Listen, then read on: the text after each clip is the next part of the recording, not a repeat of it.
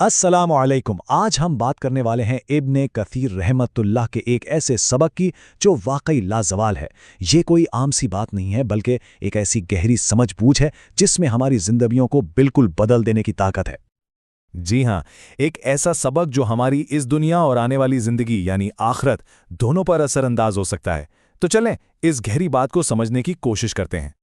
तो सबसे पहली और बुनियादी बात जो इब्ने कसीर रहमतुल्लाह समझाते हैं वो है इस दुनिया की हकीकत को पहचानना। आखिर ये दुनिया है क्या? इनकी तालीमात बिल्कुल वाज़ेह हैं। ये दुनिया अपनी सारी रौनकों और चमक दमक के बावजूद आर्जी है, फ़ानी है। और सच तो ये है कि ये एक ऐसी हकीकत है जिसे हम अक्सर अपनी रोज़मर्रा की भाग दौड़ में नज़रअंदाज कर देते हैं, है ना? अब यहाँ एक बहुत दिलचस्प मुवाजना है। ज़रा सोचिए, एक तरफ है दौलत, शोहरत, ताकत, ये सब चीज़ें क्या हैं? आर्जी, आज हैं कल नहीं होंगी। लेकिन दूसरी तरफ सिर्फ एक चीज़ है जो हमेशा साथ रहेगी, और वो है हमारे अहमाल। यही तो हमारी असल दायमी कमाई है। अच्छा, तो सवाल ये पैदा होता है कि अगर दुनिया आर्जी है तो फिर असल हमेशा रहने वाली कामयाबी कैसे मिलेगी?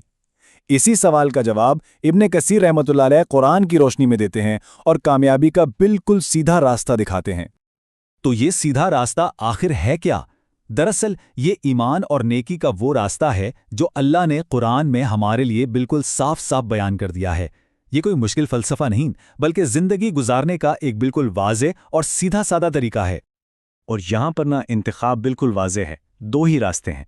जो इस सीधे रास्ते पर चलेगा उसे मिलेगा ज़हनी सुकून और हकीकी कामयाबी, और जो इससे मुंह फेरेगा वो असल में किसी और का नहीं, अपना ही नुकसान करेगा। यानी नतीजा पूरी तरह हमारे अपने फैसले पर है। अब अपनी बात को मज़ीद वाज़े करने के लिए इब्ने कसीर रहमतुल्लाह तारीख़ का सहारा लेते हैं।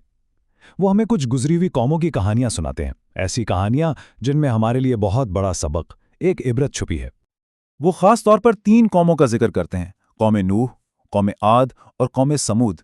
याद रहे, ये कोई मामूली कौमें नहीं थीं। इन्हें बेपनाह ताकत और खुशहाली से नवाजा गया था। इनके ज़वाल की कहानी को देखें तो वो 3 मरहलों में बिल्कुल साफ नज़र आती है। पहला कदम, उन्हें अपनी ताकत पर गुरूर हो गया।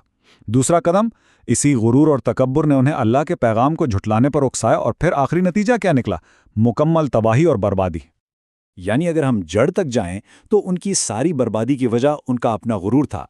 इसी एक चीज़ ने उनकी आंखों पर पट्टी बांधी और उन्हें सच्चाई नजर ही नहीं आई, और आखिर में यही चीज़ उनके ज़वाल का बायस बनी। और सोचने की बात यह है कि तारीख़ का ये सबक आज भी हमारे लिए इतना ही अहम है। लेकिन ये कहानियाँ सिर्फ तारीख़ की किताबों के लिए नहीं है। इब्ने कसीर रहमतुल्लाह इस सबक को माजी से निकालकर हाल में लाते हैं और इससे पूरी इंसानियत के लिए एक पैगाम की शक्ल देते हैं।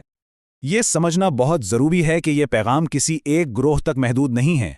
ये हर उस इंसान के लिए है जो एक बामकसद और सही मानों में कामयाब ज़िंदगी की तलाश में है। इसकी तालीमात यूनिवर्सल हैं। तो इस पूरे सबक का खुलासा क्या है, निचोड़ क्या है? वो इन 3 सादा उसूलों में है। पहला, गुरूर को अपनी ज़िंदगी से निकाल दें। दूसरा, सच्चाई को पहचाने, हक को कबूल करें, चाहे वो किसी की भी तरफ से आ रहा हो। और तीसरा, अपनी ज़िंदगी इंसाफ के साथ गुजारें। और हकीकत में यही वो 3 चीज़ें हैं जो असल इंसानियत की बुनियाद हैं। इन पर अमल करना ही किसी को सही मानों में इंसान बनाता है। तो चलें इस सारी गुफ्तगू को समेटते हैं। हमने क्या सीखा? यही कि ये दुनिया और इसकी हर चीज़ ख़त्म हो जाने वाली है। असल दौलत, वो ख़जाना जो हमेशा साथ रहेगा, वो कुछ और नहीं बल्कि हमारा ईमान और हमारे नेक आमाल हैं। ये एक लाइन इस पूरे सबक की जान है। दुनिया फ़ानी है, ईमान बाकी है। दुनिया की रंगीनियों में गुम होने के बजाय हमारी तवज्जो उस चीज़ पर होनी चाहिए जो हमेशा बाकी रहने वाली है, और वो है हमारा ईमान।